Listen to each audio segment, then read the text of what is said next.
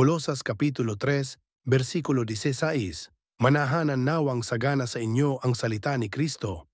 Ayon sa buong karunungan, kayo'y mangagturuan at mangagpaalalahanan sa isa't isa sa pamamagitan ng mga salmo at ng mga himno at mga awit na ukol sa Espiritu, na magsiawit kayong may biyaya sa inyong puso sa Diyos.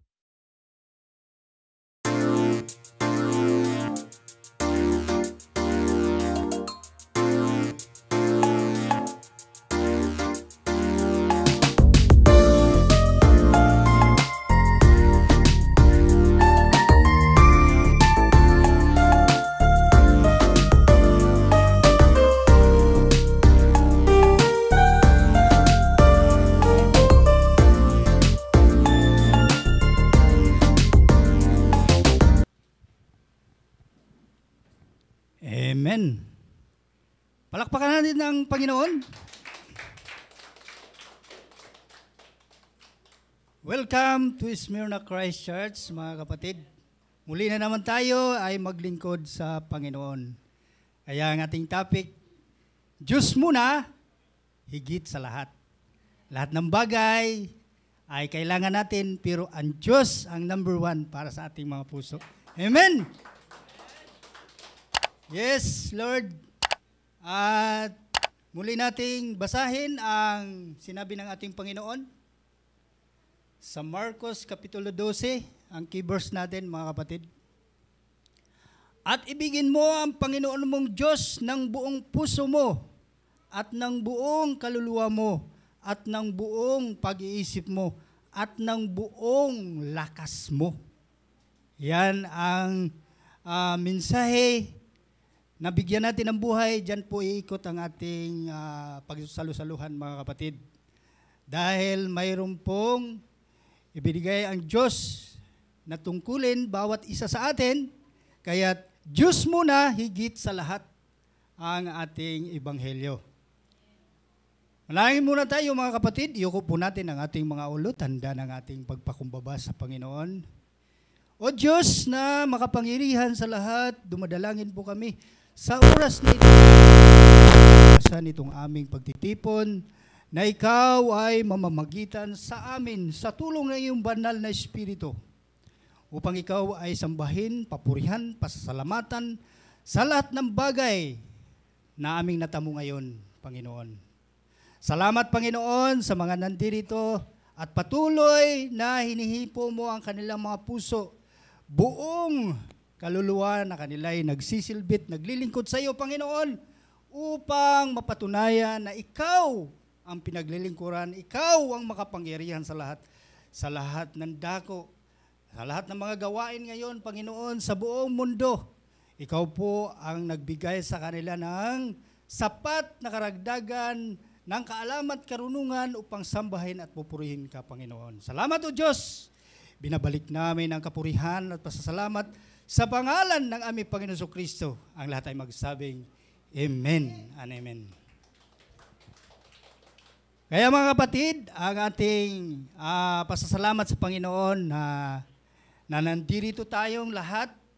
Nandirito tayo upang papurihan, pasasalamatan siya sa lahat ng mga gawain na kung ano ang kalooban ng Diyos na ibinigay sa bawat isa, bawat dako, ay dapat ang lahat ng mga tao ay magpapasalamat.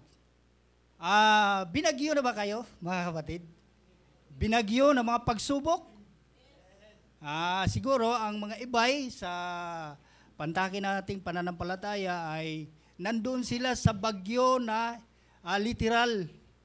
Bagyo na nagbibigay sa kanila ng pagtawag sa Diyos. Dahil kung wala ang bagyo at baha sa kanilang buhay, hindi nila kayang tawagin ng Diyos, mga kapatid. Yan ang isa sa mga ibinigay ng Diyos na pagsubok sa tao. Dapat maunawaan natin yan, mga kapatid. Dahil iyan ang tungkulin ng tao na siya'y tumawag sa Kanya. Dahil wala nang ibang Diyos na pinaglilingkuran ng lahat ng mga tao, kundi ang Diyos na buhay, Diyos ni Abraham, Diyos ni Isaac at ni Jacob. Kung sila ay naglilingkod noon, yun pa rin ang pinaglilingkuran natin ngayon. Yan ngayon ang ating imensahe, mga kapatid. Dahil siya lamang ang nagdagdag sa ating buhay, nagbigay ng mga biyaya, nagbigay lahat. Dapat natin pasasalamatan siya. Kaya ang topic natin, Diyos muna, higit sa lahat, mga kapatid. Siya muna. Wala nang iba. Kung ano man ang ating mga obligasyon sa ating mga paaralan, mga pupuntahan natin, kung ano may mga patay, may mga kung ano-ano na dapat nating suriin. Siya lamang. Dahil nung ako'y nagtatrabaho, mga kapatid, no, inanyayahan ako ng aking mga kaibigan na pumunta doon sa isang dako na namatay ang aming kaibigan na kasama namin sa trabaho. Dahil ako'y may tungkulin sa Diyos, sinabi ko ang katotohanan na hayaan ninyo na kayo muna. Hayaan ninyo na ako ay maglingkod din sa aking Panginoon na pinaglilingkuran dahil kanya-kanya naman tayong lakad. Okay na yan na kayo ay nandoon sa dako na ating kaibigan ay pumanaw at ako na may isinasamo ko sa inyo ang aking paglilingkod din sa Panginoon. Gaya rin naman tayong lahat na nandirito. Palakpakan natin ang Panginoon, mga kapatid. Isinasamo ko sa inyo na mas priority natin ang Diyos higit sa lahat. Kung higit sa lahat ang kanilang sinasabi na pupunta tayo isang pagkakataon. Pero nagkataon na ang pinaglilingkuran natin ay ang Diyos, higit siya sa kung ano man. No, mga kapatid? Kaya ating pasasalamatan ang Panginoon Diyos na ang sabi ng Panginoon Diyos, kung tayo ay magsamba at magpupuri sa Kanya, ano ang sabi sa Marcos 12, Kapitulo 30?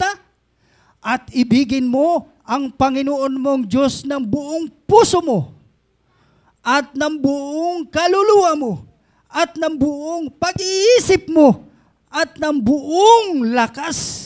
Yan ang dapat nating isa sa puso, isa sa buhay. Dahil napatunayan na ng Panginoon Diyos na tayo nagsilbi, hindi nabibigo ang kanyang kautusan, mga kapatid. Hindi nabibigo. Dahil napatunayan niya sa bawat isa, bawat sa ating lahat, na nagpupurit, nagpapasalamat sa Diyos, ay tinutupad natin kahit hindi natin nababasa at naririnig lamang natin ang kanyang mga salita. Mga kapatid, pinatunayan natin na mayroon tayong buong pusong paglilingkod sa Panginoon. Pinatunayan natin yan. Dahil siya ang naghipo sa atin. Sa bawat gising natin sa umaga, sa bawat galaw natin, sa pagtutugtog natin.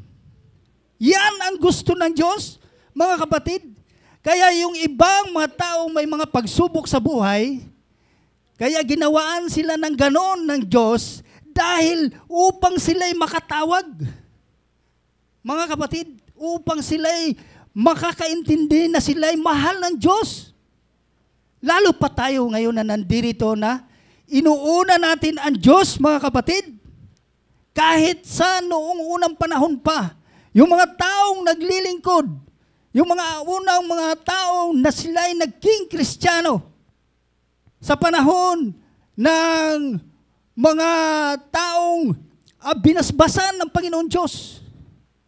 Kung pansinin natin ang talata, mga kapatid, sa Exodo, Kapitulo 23, ang talata 25, inuuna nila ang Panginoon sa paglilingkod.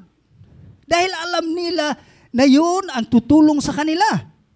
Sabi ng Panginoon sa 25, at inyong paglilingkuran ang Panginoon yung Diyos at Kanyang babaspasan ang inyong tinapay at ang inyong tubig at aking angalisin ang sakit-sakit na mo. Ganun kamakapangyarihan ang kanilang pinaglilingkuran. Gayon din naman natin pinaglilingkuran ang Panginoon, mga kapatid. Naglilingkod tayo, isinasa puso natin, isinasa isip, isinasa gawa ang paglilingkod. Paano pa? Paano pa natin sila paglilingkuran? Paano pa? Kaya nga ang kanyang iniatas ang paglilingkod na may kagalakan at may kasayahan. Sa paanong paraan paglilingkuran ng Panginoon? Ganitong paraan, makikinig, may awit, may kasayahan sa paglilingkod. Huwag tayong malungkot, mga kapatid, dahil iniutos ng Panginoon yan sa awit, kapitulo 100, ang talatay 1 hanggang 5. Iniutos mo yan upang tayo'y matuto sa mga pagsamba at pagpupuri sa Kanya. Tandaan natin, mga kapatid, ito ang sinasabi ng Panginoon. Sa awit 100, ang talatay 1 hanggang 5. Sabi ng Panginoon, magkaingay kayo na may kagalakan sa Panginoon, kayong lahat ng mga lupain. Kasama tayo sa lupain na ibinigay ng Panginoon Diyos. Mga lingkod kayo na may kasayahan sa Panginoon. Magsilapit kayo sa Kanyang harapan na may awitan. Alamin ninyo na ang Panginoon ay siyang Diyos. Siyang lumalang sa atin at tayo'y Kanyang bayan at mga tupa ng Kanyang pastulan. Yan, mga kapatid, ang sinabi ng ating Panginoon. Tayo'y mga pastulan ng ating Panginoong Diyos. Kaya dapat maglingkod. Kung sinasaway tayo ng Panginoon, huwag tayong mabahala dahil siya lamang ang nagbibigay ng mga pagsubok sa bawat isa. Dapat tayong magalak dahil sabi ng Panginoon, magsipasok kayo sa Kanyang mga pintuang daan na may pagpapasalamat at sa Kanyang looban na may pagpupuri. Magpapasalamat kayo sa Kanya at purihin ninyo ang Kanyang pangalan. Ito ang ating ginagawa, mga kapatid. May panalangin. At sa huli ay papasalamat tayo sa ating Panginoon Kristo. Sa 5, sapagkat ang Panginoon ay mabuti, ang Kanyang kagandahang loob ay magpakailanman, at ang Kanyang pagtatapat ay sa lahat ng salit-saling lahi. Kasama ba tayo doon, mga kapatid, sa salit-saling lahi? Amen! Isa tayo sa mga pinili ng Panginoong Diyos, mga salit-saling lahi na siyang naglilingkod sa Panginoon. Kaya't hindi alintana na tayo'y pinili na ng Diyos. Inuna natin siya higit sa lahat ng ating mga gawain sa mundong ito, mga kapatid. Yes! Yan ang unang punto na ating ihatid sa inyo, mga kapatid. Ang unang ebanghelyo na magbibigay sa inyo ng ikatatanda na tayo'y maglingkod talaga sa Panginoon. Paglilingkuran natin siya higit sa lahat ng mga bagay. Unahin talaga natin siya, mga kapatid, dahil siya lang ang nagbibigay sa atin ng katilinuhan. Kung wala ang Panginoon sa ating mga puso, saan tayo ngayon pupulutin? Nandoon sa mga kalayawan. Wala tayong gagawin kundi maglakwat sa kung ano-ano. Kaya't mabuti na lang na may Diyos na nagbibigay sa atin ng kasaganahan. Ang kasaganahan sa karunungan, mga kapatid. Isa na yan ang pagpupuri datit at pagsamba sa Kanya. Yan ang pinaka-regalo natin o regalo ng Diyos sa atin, mga kapatid. Ang pangalawang punto, mga kapatid. Ang pangalawang punto na ating tatalakayin ngayon, tawagin at hanapin ang Diyos. Paano natin mahanap ang Diyos? Dahil hindi naman natin makikita ang Diyos, mga kapatid. No? Makikita lamang ng Diyos ang ating mga puso. Makikita ng Diyos ang ating pagpupuri at pagsamba kung unahin muna natin siya. Sabi ng Panginoon, sapagkat ang Diyos ay palaging nariyan sa atin sa araw-araw ng anumang mga pagsubok, mga kabagabagan, kung ano pa, nandyan lang siya. Manalangin ka lang, kapatid, kung ikaw ay may pagsubok na dumating sa ating buhay. Kaya ang sabi ng Panginoon sa awit 50, ang talatay 15, ano ang sabi ng Panginoon? Tumawag ka sa akin sa kaarawan ng kabagabagan. iligtas kita at iyong luwalhatiin ako. Paano mo siya luwalhatiin? Dahil hindi mo nga siya makita. Ang pagluwalhati sa Panginoon ay siyang pagpakumbaba. Pagpakumbaba lamang, mga kapatid. Dahil papaano mo siya maluwalhati kung ikaw ay nagmamataas? Luwalhatiin dahil hindi ka bigyan ng kabagabagan sa Diyos. Luwalhatiin mo sa panalangin. Lord, narito ako, isa akong makasalanan. Huwag mo akong bigyan ng anumang mga pagsubok. Dahil kung wala ka, hindi ko kakayanin ang lahat. Yan ang mga kabagabagan na ibinigay ng Diyos sa isa't isa, mga kapatid. Lalo na tayo ngayon, mga kapatid, ay mga estudyante, no?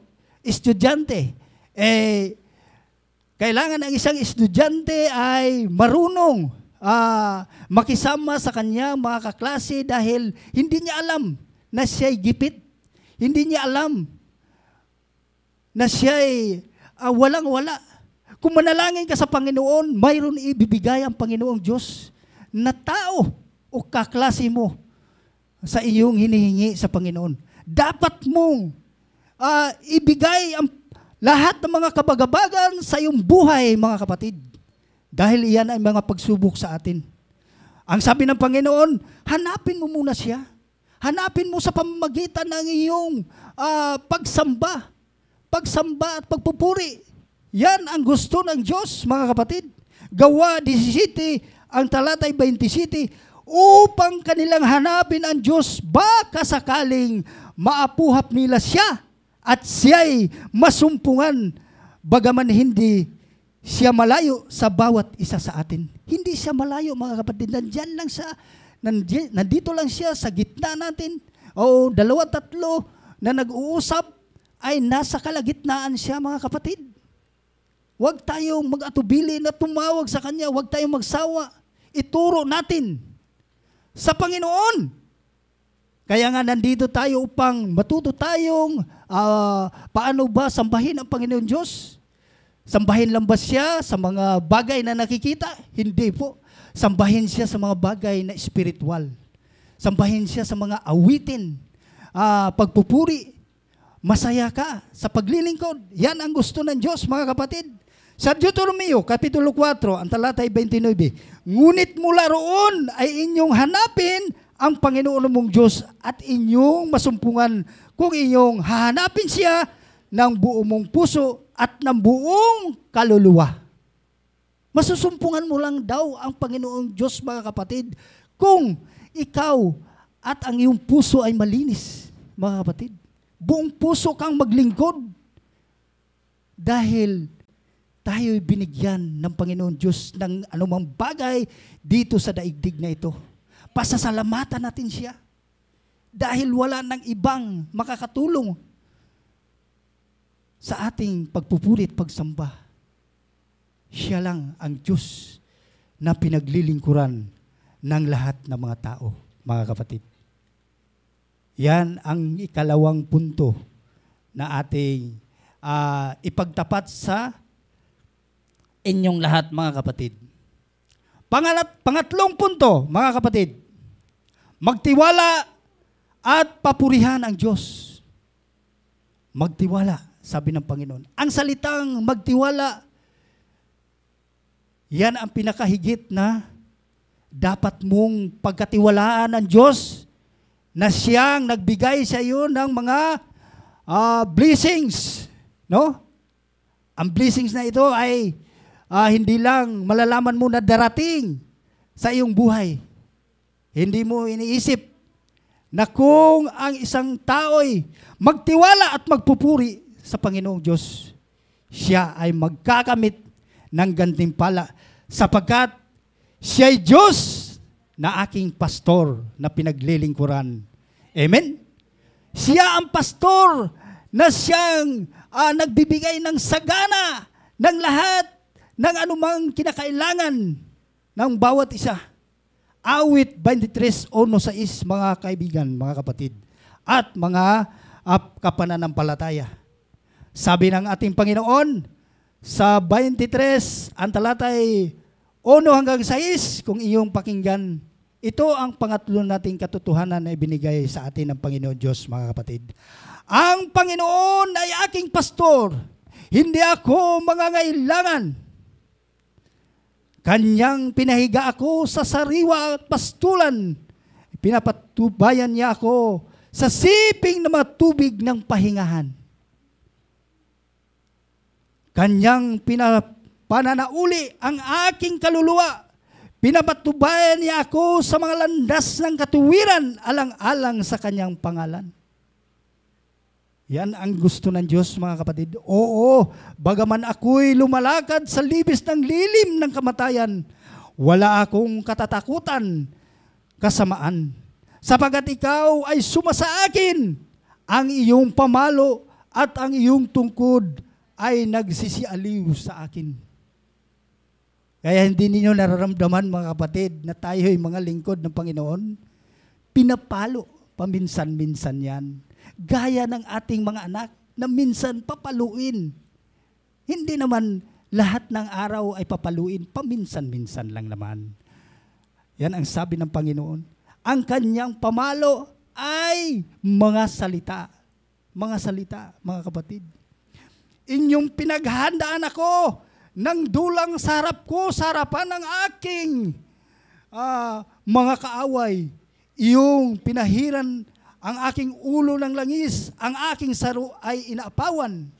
Tunay ang kabutihan at kaawaan ay susunod sa akin sa lahat ng mga kaarawan ng aking buhay. At ako'y tatahan sa bahay ng Panginoon magpakailanman. Yan ang gusto ng Diyos.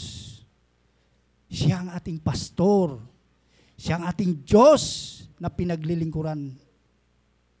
Huwag kayong mabahala, mga kapatid, kung tayo'y pinalo. Papaluin tayo ng tungkod ng ating Panginoon. Palot ang inyong tungkod ay magsisialiw sa akin. Yan ang nais ng Panginoon. Sapagkat siya ang Diyos na nagpupuno ng mga kailangan natin. Siya. Wala nang iba. Kahit sabihin mo na nakamtan mo na ang mga lahat ng biyaya, kung ang inyong paglilingkod ay kulang ng isa. Yan ang sabi ng Panginoon. Hindi sapat na ang paglilingkod ay kulang dahil ang kulang ay hindi sa Panginoon. Kailangan punuin natin ng mga pagpupuri ang Diyos, mga kapatid. Dahil kung ikaw ay sagana sa buhay, suklian mo rin naman ng mga pagpupuri ang Diyos sa pamagitan ng ating mga labi. Dahil siya ang nagpupuno sa lahat ng mga pangangailangan natin, buong buhay natin. Kahit sikapin lamang natin, mga kapatid, na tayo'y maglingkod at maglingkod at maglingkod pa sa buong buhay na ating natatamo ngayon, mga kapatid. Sabi nga ng Panginoon, Pilipos 4:19, at pumunuan ng aking Diyos ang bawat kailangan ninyo ayon sa kanyang mga kayamanan sa kaluwalhatian kay Kristo Jesus. Wala nang higit na isa sa mga kayamanan na ibinigay ng Panginoon Diyos, kundi ang ating Panginoon Kristo, mga kapatid. Siya ang kayamanan ng Diyos na ibinigay sa atin. Hindi yung kayamanan sa sanlibutan. Ang lahat ng mga kayamanan na yan ay pawang panandalian lamang, mga kapatid. Ang kaluwalhatian kay Kristo ang pinakasapat na kakayamanan. Yan ang pinakakonklusyon natin. Sa awit 145, 1-2, ibunyi kita, Diyos ko, o Hari, at aking pupurihin ang pangalan mo magpakailan-kailanman. Araw at pupurihin ang pangalan mo magpakailan-kailanman. Yan ang ibanghilyo na ibinigay ng Diyos para sa ating lahat, mga kapatid. At naway, maunawaan natin na ang Diyos lamang ang tanging magpupuno sa lahat ng ating mga gawain. Kung tayo'y Diyos muna bago ang lahat. Yan ang ating ebanghelyo sa umagang ito. Palakpakan natin ang Panginoon. Magandang umaga sa ating lahat, mga kapatid.